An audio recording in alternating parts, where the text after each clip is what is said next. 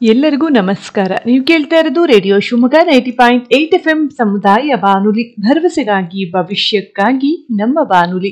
ಇದು ವಚನ ವಿಹಾರ ಕಾರ್ಯಕ್ರಮ. ನಾನು ಪವಿತ್ರ ದಿನೇಶ್.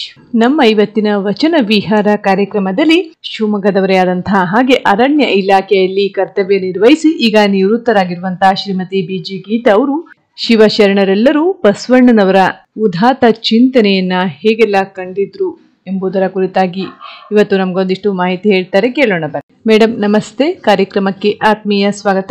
ಮೇಡಮ್, ನಮ್ಮ ಇವತ್ತಿನ ವಚನ ವಿಹಾರ ಕಾರ್ಯಕ್ರಮದಲ್ಲಿ ಭಾಗವಹಿಸಿದ್ದೀರಾ. ನಮ್ಮ ಇವತ್ತಿನ ಕಾರ್ಯಕ್ರಮದಲ್ಲಿ ವಿಶ್ವಗುರು ಜಗಜ್ಯೋತಿ ಬಸವಣ್ಣನವರ ಕುರಿತಾಗಿ ಇತರ ಶಿವಶರಣರು ಹೇಳಿರುವ ವಿಚಾರಧಾರೆಯನ್ನ ಸ್ವಲ್ಪ ತಿಳಿಸ್ಕೊಡ್ಬೋದಾ? ಎಲ್ಲರಿಗೂ ಶರಣಾರ್ಥಿಗಳು. ನಾನೀಗ 12ನೇ ಶತಮಾನದಲ್ಲಿನ ಸರ್ವ ಶರಣರು ಬಸವಣ್ಣನವರನ್ನು ವಿವಿಧ ಆಯಾಮಗಳಲ್ಲಿ ಯಾವ ದೃಷ್ಟಿಯಲ್ಲಿ ಕಂಡರು ಎಂಬ ಅಂಶಗಳ ಕುರಿತಾಗಿ ಕೆಲವು ವಿಚಾರಗಳನ್ನು ಹೇಳಬಯಸಿದ್ದೇನೆ. ಶರಣರು ಎಂದರೆ 12ನೇ ಶತಮಾನದಲ್ಲಿ ವಚನ ಚಳುವಳಿಯಲ್ಲಿ ಭಾಗವಹಿಸಿದವರು, ದೇವರಿಗೆ ತನ್ನನ್ನು ಸಮರ್ಪಿಸಿಕೊಂಡವರು, ಶರಣ ಮಾರ್ಗದಲ್ಲಿ ನಡೆಯುವವರು, ಗುರು ಲಿಂಗ ಜಂಗಮದಲ್ಲಿ ನಿಷ್ಠೆ, ಕಾಯಕ ದಾಸೋಹಗಳಲ್ಲಿ ಶ್ರದ್ಧೆ ಉಳ್ಳವರನ್ನು ಶರಣರು ಎನ್ನಬಹುದು. ಇಂತಹ ಶರಣ ಸಂಕುಲವು ಬಸವಣ್ಣನವರು ಅನೇಕ ಕ್ರಾಂತಿಗಳಲ್ಲಿ ಭಾಗವಹಿಸಿ ಶರಣರಿಗೆ ನೀಡಿದ ಸುಂದರ ಬದುಕಿನಿಂದಾಗಿ ಸಮಾಜದ ಪರಿವರ್ತನೆಗೆ ಕಾರಣರಾದ ಬಸವಣ್ಣನವರನ್ನು ಮನ್ವಂತರದ ರೂವಾರಿ ಎಂದು ಹೇಳಬಹುದಾದ ಬಸವಣ್ಣನವರನ್ನು ಯಾವ ದೃಷ್ಟಿಯಲ್ಲಿ ಕಂಡಿತು ಎಂದು ಹೇಳುವುದಾದರೆ, ಶರಣರು ವಚನಕಾರರು ಬಸವಣ್ಣನವರನ್ನು ತುಂಬಾ ಹತ್ತಿರದಿಂದ ನೋಡಿದವರಾಗಿದ್ದಾರೆ. ಬಸವಣ್ಣನವರು ಕೈಗೊಂಡ ಎಲ್ಲ ಕ್ರಾಂತಿಗಳಲ್ಲಿ ಕಾರ್ಯಕ್ರಮಗಳಲ್ಲಿ ಅವರೊಂದಿಗೆ ಕೈಜೋಡಿಸಿದ್ದು, ಅವರ ಅಂತರಂಗದ ಮಾತುಗಳನ್ನು ಬಲ್ಲವರಾಗಿದ್ದು, ಕ್ರಾಂತಿಗಳ ಫಲಶ್ರುತಿಯಾಗಿ ಶರಣರಿಗೆ ದೊರೆತ ಅನುಕೂಲಗಳ ಬಗ್ಗೆ ಯಾವ ರೀತಿ ನೋಡಿದ್ದಾರೆ ಎಂದು ನೋಡೋಣ. ಬಸವಣ್ಣನವರ ಮುಂದಾಳತ್ವದಲ್ಲಿ ನಡೆದ ಕ್ರಾಂತಿಗಳಿಂದ ಶರಣರಿಗೆ ಅಭಿವ್ಯಕ್ತಿ ಸ್ವಾತಂತ್ರ್ಯ, ಸಮಾನತೆ, ಆರ್ಥಿಕ, ನೈತಿಕ, ಸಾಮಾಜಿಕ, ಸಾಹಿತ್ಯಿಕ, ಸಾಂಸ್ಕೃತಿಕ ಸ್ವಾತಂತ್ರ್ಯಗಳು ಲಭಿಸುವಂತಾಗಿ, ಆದ್ದರಿಂದ ಅವರನ್ನು ಅಂದರೆ ಬಸವಣ್ಣನವರನ್ನು ಒಬ್ಬ ಕಾರ್ಮಿಕ ನಾಯಕ, ಜನಪರ ಹೋರಾಟಗಾರ, ಸಮುದಾಯಗಳ ರಕ್ಷಕ, ಆರ್ಥಿಕ ತಜ್ಞ ಎಂಬಂತೆ ಕಂಡಿದ್ದಾರೆ. ಬಸವಣ್ಣನವರು ಸಂಪ್ರದಾಯಗಳು, ಕಂದಾಚಾರ, ಮೂಢನಂಬಿಕೆಗಳು, ದಲಿತರನ್ನು ಕಾಣುತ್ತಿದ್ದ ರೀತಿ ನೀತಿಗಳು ಇವುಗಳನ್ನು ತೊಡೆದು ಹಾಕಲು ಶರಣರ ಬಾಳಿಗೆ ಬೆಳಕಾಗಿ ಅವರಿಗೆ ನ್ಯಾಯ ಸಮಾನತೆಗಳನ್ನು ಕೊಡಿಸುವ ಮೂಲಕ ಹೋರಾಟ ಮಾಡಿದ್ದರಿಂದ ಬಸವಣ್ಣನವರನ್ನು ಒಬ್ಬ ಸಾತ್ವಿಕ ಕ್ರಾಂತಿಯೋಗಿ ಎಂಬಂತೆ ಕಂಡಿದ್ದಾರೆ. ಕಾಯಕ ಜೀವಿಗಳ ಬಗ್ಗೆ ಅಪಾರ ಗೌರವ ತೋರಿ ಎಲ್ಲ ಮಾನವರು ಒಂದೇ, ಯಾರು ಮೇಲಲ್ಲ ಯಾರು ಕೀಳಲ್ಲ ಎಂದು ವಿಶ್ವ ಮಾನವ ಸಂದೇಶ ನೀಡಿದ್ದರಿಂದ ಬಸವಣ್ಣನವರನ್ನು ಒಬ್ಬ ಮಹಾಮಾನವತಾವಾದಿ ಎಂಬಂತೆ ಕಂಡಿದ್ದಾರೆ.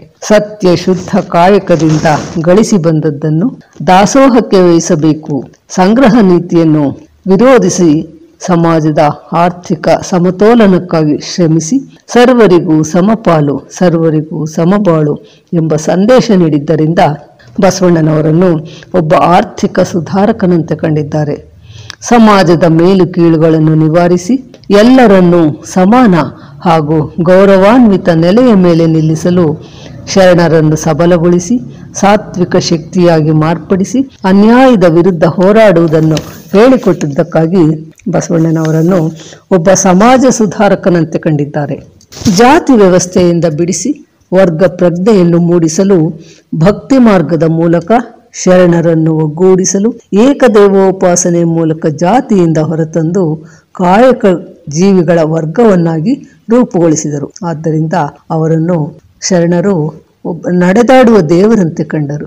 ಜಾತಿ ಅತೀತ, ಮತ ಅತೀತ, ವೈಚಾರಿಕತೆ, ಲಿಂಗ ತಾರತಮ್ಯಗಳನ್ನು ವಿರೋಧಿಸಿ ಶೋಷಣೆಗೊಳಗಾದವರನ್ನು ವಿಮೋಚನೆಗೊಳಿಸಿ ಸರ್ವ ಜಾತಿಯ ಶರಣರನ್ನು ಒಗ್ಗೂಡಿಸಿ ದುಡಿಯುವ ವರ್ಗದವರನ್ನಾಗಿ ಪರಿವರ್ತಿಸಲು ಶರಣರಲ್ಲಿ ಸಂಸ್ಕಾರ, ಸಂಸ್ಕೃತಿ, ಸಮಾನತೆಯನ್ನು ತುಂಬಿದ್ದರಿಂದ ಬಸವಣ್ಣನವರನ್ನು ಸಮಾಜದ ಒಂದು ಆಧಾರ ಸ್ತಂಭದಂತೆ ಕಂಡಿದ್ದಾರೆ.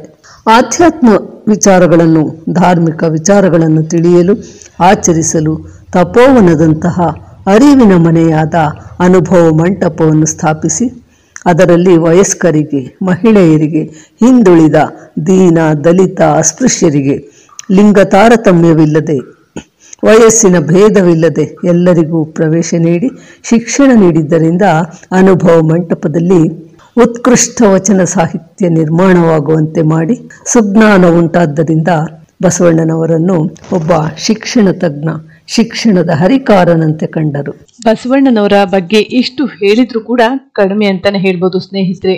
ಗೀತಾ ಮೇಡಮ್ ಹೇಳಿದ ಹಾಗೆ ಕಾರ್ಮಿಕರ ನಾಯಕರಾಗಿ, ಹಾಗೆ ಸಾತ್ವಿಕ ಕ್ರಾಂತಿಯೋಗಿಯಾಗಿ, ಮಹಾ ಮಾನವತಾವಾದಿಯಾಗಿ, ಆರ್ಥಿಕ ಸುಧಾರಕರಾಗಿ, ಶಿಕ್ಷಣ ತಜ್ಞರಾಗಿ, ಎಲ್ಲ ರೀತಿಯಲ್ಲಿ ಕೂಡ ಬಸವಣ್ಣನವರು ಸಮಾಜ ಸುಧಾರಣೆಗಾಗಿ ತಮ್ಮನ್ನೇ ತಾವು ಮುಡುಪಾಗಿಟ್ಟಂಥ ಜಗಜ್ಯೋತಿ ಬಸವಣ್ಣನವರ ಕುರಿತಾಗಿ ಶ್ರೀಮತಿ BG ಗೀತಾ ಅವರು ತುಂಬಾ ಚೆನ್ನಾಗಿ ವಿವರಿಸ್ತಾ ಇದ್ರು. ಇವ್ರ ಜೊತೆ ಮಾತುಕತೆಯನ್ನ ಮುಂದುವರಿಸ್ತೀನಿ. ಇನ್ನಷ್ಟು ವಿಚಾರಗಳನ್ನ ಬಸವಣ್ಣನವರ ಬಗ್ಗೆ ಹೇಳ್ತಾರೆ, ಕೇಳೋಣ. ಅದಕ್ಕೂ ಮೊದಲು ಒಂದು ವಚನ ಕೇಳ್ಕೊಂಡು ಮತ್ತೆ ಬರೋಣ. ಕಾರ್ಯಕ್ರಮ ಮುಂದುವರಿಯುತ್ತದೆ. ಮತ್ತೊಮ್ಮೆ ವಚನ ವಿಹಾರ ಕಾರ್ಯಕ್ರಮಕ್ಕೆ ಸ್ವಾಗತ. ನೀವು ಕೇಳ್ತಾ ಇರೋದು ರೇಡಿಯೋ ಶಿವಮೊಗ್ಗ 90.8 FM ಸಮುದಾಯ ಬಾನುಲಿ, ಭರವಸೆಗಾಗಿ ಭವಿಷ್ಯಕ್ಕಾಗಿ ನಮ್ಮ ಬಾನುಲಿ. ಇದು ವಚನ ವಿಹಾರ ಕಾರ್ಯಕ್ರಮ. ನಾನು ಪವಿತ್ರ ದಿನೇಶ್. ನಮ್ಮ ಇವತ್ತಿನ ವಚನ ವಿಹಾರ ಕಾರ್ಯಕ್ರಮದಲ್ಲಿ ಶ್ರೀಮತಿ BG ಗೀತಾ ಅವರು ಬಸವಣ್ಣನವರ ಕುರಿತು ಮಾಹಿತಿ ಹೇಳ್ತಾ ಇದ್ರು. ಈಗ ಸಹ ಇನ್ನಷ್ಟು ವಿಚಾರಗಳನ್ನ ಹೇಳ್ತಾರೆ, ಕೇಳೋಣ ಬನ್ನಿ. ಮಾನವರ ಹಕ್ಕು ಮತ್ತು ಹಿತ ಕಾಯುವ ವಿಶ್ವವಿದ್ಯಾಲಯದಂತಿದ್ದ ಅನುಭವ ಮಂಟಪದಲ್ಲಿ ದನಿ ಇಲ್ಲದವರಿಗೆ ಧ್ವನಿ ನೀಡಿ ಮನಸ್ಸು ಒಪ್ಪದ್ದನ್ನು ನಿರಾಕರಿಸುವ ನಿರ್ಭೀತಿಯಿಂದ ಮುಕ್ತವಾಗಿ ಆಂತರಿಕ ವಿಚಾರಗಳನ್ನು, ಆಧ್ಯಾತ್ಮ ವಿಚಾರಗಳನ್ನು ಹಂಚಿಕೊಳ್ಳಲು ಅಭಿವ್ಯಕ್ತಿ ಸ್ವಾತಂತ್ರ್ಯ ನೀಡಿ ಅವರಲ್ಲಿ ಭರವಸೆ, ಆತ್ಮವಿಶ್ವಾಸ, ನೈತಿಕ ಬಲ, ಆತ್ಮಬಲ ನೀಡುವುದರ ಮೂಲಕ ಶ್ರಮಿಸಿದ್ದರಿಂದ ಬಸವಣ್ಣನವರನ್ನು ಸಂವಿಧಾನದ ಶಿಲ್ಪಿಯಂತೆ ಕಂಡರು. ಧರ್ಮದಲ್ಲಿ ಹೆಣ್ಣು ಗಂಡೆಂಬ ಭೇದವಿಲ್ಲದೆ ಎಲ್ಲರೂ ಪಾಲ್ಗೊಳ್ಳಲು, ಆಧ್ಯಾತ್ಮ ವಿಚಾರಗಳು, ಧಾರ್ಮಿಕ ವಿಚಾರಗಳನ್ನು ತಿಳಿಯಲು, ಆಚರಿಸಲು ಗಣಲಾಂಛನವಾದ ಇಷ್ಟಲಿಂಗವನ್ನು ನೀಡುವ ಮೂಲಕ ಧಾರ್ಮಿಕ, ಆರ್ಥಿಕ, ಸಾಂಸ್ಕೃತಿಕವಾಗಿ ಶೋಷಣೆಗೊಳಗಾದವರನ್ನು ವಿಮೋಚನೆಗೊಳಿಸಿದ್ದರಿಂದ ಅವರನ್ನು ಒಬ್ಬ ಧರ್ಮಗುರುವಿನಂತೆ ಕಂಡರು. ವೈವಾಹಿಕ ಆಯ್ಕೆ, ಇಚ್ಛೆ ಪಡುವ ಕಾಯಕದ ಆಯ್ಕೆ, ಗುಣಮಟ್ಟದ ಜೀವನದ ಆಯ್ಕೆ, ಮಹಿಳೆಯರು ಸ್ವತಂತ್ರವಾಗಿ ಸ್ವಾವಲಂಬನೆಯಿಂದ ದುಡಿದು ತಿನ್ನುವ ನೈತಿಕ ಸ್ವಾತಂತ್ರ್ಯವನ್ನು ನೀಡಿದ್ದರಿಂದ ಅವರನ್ನು ಒಬ್ಬ ನ್ಯಾಯಾಧೀಶನಂತೆ ಕಂಡರು. ಎಲ್ಲ ವಿಚಾರಗಳನ್ನು ವೈಜ್ಞಾನಿಕ ತಳಹದಿಯ ಮೇಲೆ ವಿಚಾರ ಮಾಡುವಂತೆ ತಿಳಿಸಿ ಆ ಮೂಲಕ ಚಿಂತನ ಮಂಥನ ಮಾಡುವಂತೆ ಹೇಳಿದ್ದರಿಂದ, ಮೂಢನಂಬಿಕೆಗಳನ್ನು ಅಲ್ಲಗಳೆಯುವಂತೆ ಮಾಡಿದ್ದರಿಂದ ಬಸವಣ್ಣನವರನ್ನು ಒಬ್ಬ ವೈಚಾರಿಕ ತಜ್ಞನಂತೆ ಕಂಡರು. ಇವನಾರವ ಎಂದು ಹೇಳದೆ ಇವನಮ್ಮವ ಎಂದು ಹೇಳುವ ಮೂಲಕ ದಲಿತರ ಕೇರಿಗೆ ನಡೆದು ಹೋಗಿ ಅವರ ಮನಸ್ಸುಗಳಿಗೆ, ಭಾವನೆಗಳಿಗೆ ದಾರಿ ಕಲ್ಪಿಸುವ ಮೂಲಕ ಅವರಲ್ಲಿ ಆತ್ಮವಿಶ್ವಾಸ, ಮಾನಸಿಕ ಸ್ಥೈರ್ಯ, ಭರವಸೆ, ಆತ್ಮಬಲ, ನಿರ್ಭರತೆ ಉಂಟು ಮಾಡಿದ್ದರಿಂದ ಬಸವಣ್ಣನವರನ್ನು ಒಬ್ಬ ಮಾನಸಿಕ ತಜ್ಞನಂತೆ ಕಂಡರು. ಮಾನವರೆಲ್ಲ ನಡೆದಾಡುವ ದೇಗುಲಗಳಾಗಬೇಕೆಂಬ ದೃಷ್ಟಿಯಿಂದ ಅಷ್ಟಾವರಣ, ಪಂಚಾಚಾರ, ಶಟಸ್ಥಲಗಳ ಮೂಲಕ ಶರಣರಲ್ಲಿ ವಿಶ್ವ ಮಾನವ ಪ್ರಜ್ಞೆ ಬೆಳೆಸಿದ್ದರಿಂದ ಬಸವಣ್ಣನವರನ್ನು ಒಬ್ಬ ಯೋಗ ಗುರುವಿನಂತೆ ಕಂಡರು. ಬಸವಣ್ಣನವರು ಶೋಷಿತ ವರ್ಗದವರನ್ನ, ಕೆಳವರ್ಗದವರು ಎಂಬ ಭೇದವಿಲ್ಲದೆ ಎಲ್ಲರಿಗೂ ಒಂದು ಸಮಾನವಾದಂತಹ ಅವಕಾಶವನ್ನ ಕಲ್ಪಿಸಿಕೊಟ್ಟಿದ್ರು. ಹಾಗೆ ಮಹಿಳೆಯರಿಗೆ ನೈತಿಕ ಬೆಂಬಲವನ್ನ ನೀಡಿದ್ರು. ಹೀಗೆ ಬಸವಣ್ಣನವರ ಬಗ್ಗೆ ಹೇಳ್ತಾ ಹೋದ್ರೆ ಸಾಕಷ್ಟು ವಿಚಾರಗಳು ಅಡಗಿದೆ. ಇಂತಹ ವಿಚಾರಗಳನ್ನ ಶ್ರೀಮತಿ BG ಗೀತಾ ಅವರು ನಮಗೆ ಹೇಳ್ತಾ ಇದ್ರು. ಇವ್ರ ಜೊತೆ ಮಾತುಕತೆಯನ್ನ ಮುಂದುವರಿಸ್ತೀನಿ. ಮತ್ತೊಮ್ಮೆ ವಚನ ವಿಹಾರ ಕಾರ್ಯಕ್ರಮಕ್ಕೆ ಸ್ವಾಗತ. ನೀವು ಕೇಳ್ತಾ ಇರೋದು ರೇಡಿಯೋ ಶಿವಮೊಗ್ಗ 90.8 FM ಸಮುದಾಯ ಬಾನುಲಿ, ಭರವಸೆಗಾಗಿ ಭವಿಷ್ಯಕ್ಕಾಗಿ ನಮ್ಮ ಬಾನುಲಿ. ಇದು ವಚನ ವಿಹಾರ ಕಾರ್ಯಕ್ರಮ. ನಾನು ಪವಿತ್ರ ದಿನೇಶ್. ಸ್ನೇಹಿತರೆ, ನಮ್ಮ ಇವತ್ತಿನ ವಚನ ವಿಹಾರ ಕಾರ್ಯಕ್ರಮದಲ್ಲಿ ಶ್ರೀಮತಿ BG ಗೀತಾ ಅವರು ಬಸವಣ್ಣನವರ ವಿಚಾರಧಾರೆಗಳ ಕುರಿತು ಮಾಹಿತಿ ಹೇಳ್ತಾ ಇದ್ರು. ಅದರಲ್ಲೂ ಬಸವಣ್ಣನವರು ಯಾವುದೇ ಜಾತಿಯನ್ನ ಲೆಕ್ಕಿಸದೆ ಪ್ರತಿಯೊಬ್ಬರು ಮನುಷ್ಯರು ಸಮಾನರು ಎಂದು ಸಾರಿ ಹೇಳಿದಂತಹ ಕ್ರಾಂತಿಯೋಗಿ ಬಸವಣ್ಣನವರ ಕುರಿತು ಮಾಹಿತಿ ಹೇಳ್ತಾ ಇದ್ರು. ಈಗ ಸಹ ಇನ್ನಷ್ಟು ವಿಚಾರಗಳನ್ನು ಹೇಳ್ತಾರೆ, ಕೇಳೋಣ. 12,000 ಜನ ಪುಣ್ಯಾಂಗನೆಯರಿಗೆ ವಿವಾಹ ಮಾಡಿಸುವ ಮೂಲಕ ಅವರನ್ನು ಪುಣ್ಯಾಂಗನೆಯರನ್ನಾಗಿ ಮಾಡಿ ಅವರಿಗೆ ಹೊಸ ಜೀವನ ನೀಡಿದ್ದರಿಂದ ಬಸವಣ್ಣನವರನ್ನು ಒಬ್ಬ ಜೀವನೋದ್ಧಾರಕ ಎಂಬಂತೆ ಕಂಡರು. ದೇಶದ ಬೇರೆ ಬೇರೆ ರಾಜ್ಯಗಳಲ್ಲಿ ಮನೆಗಳಲ್ಲಿ ಬಸವ ಸಾಹಿತ್ಯ, ಶರಣ ಸಾಹಿತ್ಯ, ವಚನ ಸಾಹಿತ್ಯ ಪ್ರಚಾರ ಮಾಡಲು ಚರಜಂಗಮರನ್ನು ಬಳಸಿ ತತ್ವ ಪ್ರಚಾರ ಮಾಡಿದ್ದರಿಂದ ಅವರನ್ನು ತತ್ವ ಪ್ರಚಾರಕನಂತೆ ಕಂಡರು. ಜಗತ್ತಿನ ಬದಲಾವಣೆಗಾಗಿ ಅಂತರ್ಜಾತೀಯ ವಿವಾಹ ಮಾಡಿಸಿದರು.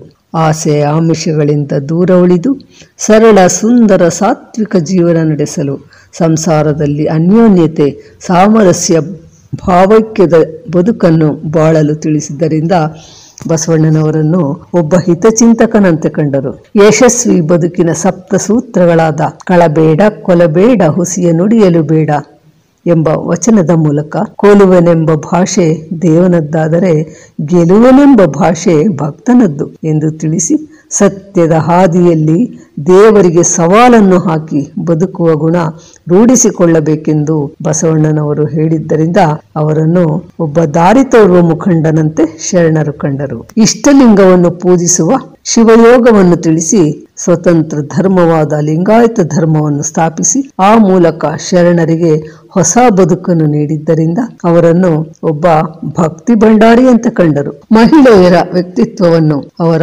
ಆಚಾರ ವಿಚಾರ ಬೌದ್ಧಿಕತೆಯ ಬಗ್ಗೆ ಅವರಿಗೆ ವಿಶೇಷ ಗೌರವ ನೀಡಿ ಮನ್ನಣೆ ನೀಡಿ ಮಹಿಳೆಯರಲ್ಲಿ ಆತ್ಮವಿಶ್ವಾಸ ತುಂಬಿ ಚಿಂತನ ಮಂಥನ ಮಾಡುವಂತೆ ಧೈರ್ಯ ತುಂಬಿದ್ದರಿಂದ ವಿಚಾರ ಪತ್ನಿಯರಾಗುವಂತೆ ಮಾಡಿದರು. ಆದ್ದರಿಂದ ಬಸವಣ್ಣನವರನ್ನು ಶರಣರು ವಿಶೇಷ ಗೌರವದಿಂದ ಕಂಡಿದ್ದಾರೆ. ಶರಣರಿಗೆ ಆತ್ಮವಿಶ್ವಾಸ ಆತ್ಮವಿಕಾಸ ಉಂಟು ಮಾಡಿದ್ದರಿಂದ ಬಸವಣ್ಣನವರನ್ನು ಒಬ್ಬ ಗುರುವಿನಂತೆ ಮಹಾ ಪರಿವರ್ತನೆಯ ಹರಿಕಾರನಂತೆ ಕಂಡಿದ್ದಾರೆ. ಮಹಿಳೆಯರಿಗೆ ಧಾರ್ಮಿಕ ಸಂಸ್ಕಾರಗಳಲ್ಲಿ ಪಾಲ್ಗೊಳ್ಳಲು ಆಧ್ಯಾತ್ಮ ಸಾಧನೆಗೆ ಅರ್ಹತೆ ನೀಡುವ ಮೂಲಕ ಸ್ತ್ರೀ ಕುಲದ ಸೂತಕವನ್ನು ಕಳೆದಿದ್ದರಿಂದ ಬಸವಣ್ಣನವರನ್ನು ಅವರ ಅಕ್ಕ ನಾಗಮ್ಮನವರು ಸ್ತ್ರೀ ಕುಲೋದ್ಧಾರಕನಂತೆ ಕಂಡಿದ್ದಾರೆ. ಎಮ್ಮ ಸ್ತ್ರೀ ಕುಲದ ಭವದ ಬೇರು ಹರಿಯಿತ್ತು ಬಸವಣ್ಣ ಎಂದು ಕೃತಜ್ಞತೆಯಿಂದ ಸ್ಮರಿಸಿದ್ದಾರೆ. ಮಹಾಮಹಿಮ ಕುಲೋದ್ಧಾರಕ ಕ್ರಾಂತಿಯೋಗಿಯಂತೆ ಕಂಡಿದ್ದಾರೆ. ದೈವ ಸಾಕ್ಷಾತ್ಕಾರದ ನೆಲೆಯನ್ನು ದರ್ಶಿಸಲು ಅವಕಾಶ ಮಾಡಿಕೊಟ್ಟಿದ್ದರಿಂದ ಆನು ಪ್ರಸನ್ನ ಮೂರ್ತಿಯ ಪಡೆದೆನಯ್ಯ ಎಂದು ಹೇಳಿ ಬಸವಣ್ಣನ ಜೀವನ ಪ್ರೀತಿಯ ತೃಪ್ತಿ ಪಡೆದೆ ಎಂದು ಹೇಳುವ ಮೂಲಕ ಜೀವನ ಪ್ರೀತಿಯ ಸಾಕಾರ ಮೂರ್ತಿಯಾಗಿ ಕಂಡಿದ್ದಾರೆ ಬಸವಣ್ಣನವರ ಪತ್ನಿ ನೀಲಾಂಬಿಕೆಯವರು. ಸಕಲ ಜೀವಾತ್ಮರಿಗೆ ಲೇಸನ್ನೇ ಬಯಸುವ ದಯವಿಲ್ಲದ ಧರ್ಮವದಾವುದಯ್ಯ, ದಯವೇ ಬೇಕು ಸಕಲ ಪ್ರಾಣಿಗಳೆಲ್ಲರಲ್ಲಿ, ದಯವೇ ಧರ್ಮದ ಮೂಲವಯ್ಯ ಎಂದು ಹೇಳಿದ್ದರಿಂದ ಬಸವಣ್ಣನವರನ್ನು ಒಬ್ಬ ಅಹಿಂಸಾವಾದಿ ಕರುಣಾಸಾಗರ ಕರುಣಾಮೂರ್ತಿಯಂತೆ ಕಂಡಿದ್ದಾರೆ. ಒಟ್ಟಿನಲ್ಲಿ ಈ ಮೇಲ್ಕಂಡ ಎಲ್ಲ ವಿಚಾರಗಳ ಅಂಶಗಳಿಂದಾಗಿ ಬಸವಣ್ಣನವರನ್ನು ಸರ್ವ ಶರಣರು ವಿವಿಧ ಆಯಾಮಗಳಲ್ಲಿ ಕಂಡಿದ್ದರಿಂದ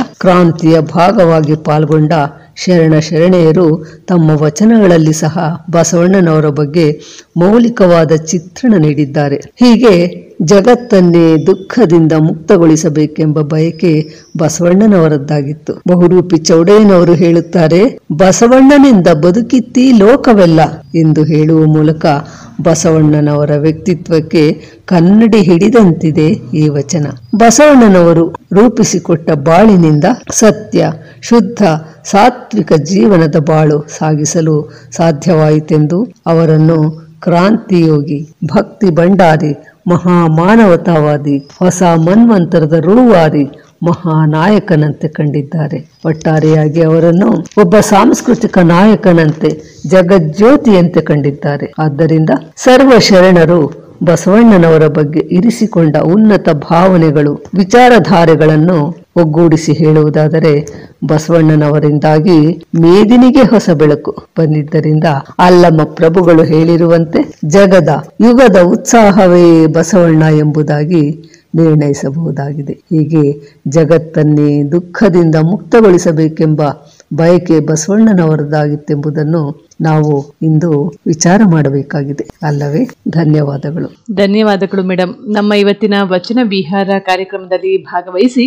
ಜಗದ್ಗುರು ಜಗಜ್ಯೋತಿ ಬಸವಣ್ಣನವರ ಕುರಿತು ಸಾಕಷ್ಟು ವಿಚಾರಗಳನ್ನ ತಿಳಿಸ್ಕೊಟ್ಟಿದ್ದೀರಾ. ಅವರ ಪ್ರತಿಯೊಂದು ವಿಚಾರಧಾರೆಯೂ ಕೂಡ ನಮ್ಮೆಲ್ಲರಿಗೂ ಒಂದು ದಾರಿದೀಪ ಅಂತಾನೆ ಹೇಳ್ಬೋದು. ಹೀಗೆ ಕನ್ನಡ ಸಾಹಿತ್ಯ ಕ್ಷೇತ್ರಕ್ಕೆ ವಚನಗಳ ಮೂಲಕ ಅಪೂರ್ವವಾದಂತಹ ಕೊಡುಗೆಯನ್ನ ನೀಡಿದಂತಹ ಬಸವಣ್ಣನವರು ಸಾವಿರಾರು ವಚನಗಳನ್ನ ರಚಿಸುವ ಮೂಲಕ ಸಮಾಜಕ್ಕೆ ತಮ್ಮದೇ ಆದಂತಹ ವಿಶಿಷ್ಟ ಕೊಡುಗೆಯನ್ನ ನೀಡಿದಂತಹ ಬಸವಣ್ಣನವರ ಕುರಿತಾಗಿ ಶ್ರೀಮತಿ ಬಿ.ಜಿ. ಗೀತಾ ಅವರು ಸಾಕಷ್ಟು ವಿಚಾರಗಳನ್ನ ತಿಳಿಸಿದ್ರು. ಅವರಿಗೆ ನಮ್ಮ ರೇಡಿಯೋ ಶಿವಮೊಗ್ಗದ ಪರವಾಗಿ ಧನ್ಯವಾದಗಳನ್ನ ಹೇಳ್ತಾ ಇವತ್ತಿನ ವಚನ ವಿಹಾರ ಕಾರ್ಯಕ್ರಮವನ್ನ ಮುಗಿಸುವಂತ ಸಮಯ ಆಯಿತು. ವಚನ ವಿಹಾರ ಕಾರ್ಯಕ್ರಮವನ್ನ ಆಲಿಸಿದಂತ ಎಲ್ಲ ಬಾನುಲಿ ಕೇಳುಗರಿಗೂ ಧನ್ಯವಾದಗಳನ್ನ ಹೇಳ್ತಾ ಹೀಗೆ ಕೇಳ್ತಾ ಇದೆ ರೇಡಿಯೋ ಶಿವಮೊಗ್ಗ 90.8 FM ಸಮುದಾಯ ಬಾನುಲಿ, ಭರವಸೆಗಾಗಿ ಭವಿಷ್ಯಕ್ಕಾಗಿ ನಮ್ಮ ಬಾನುಲಿ.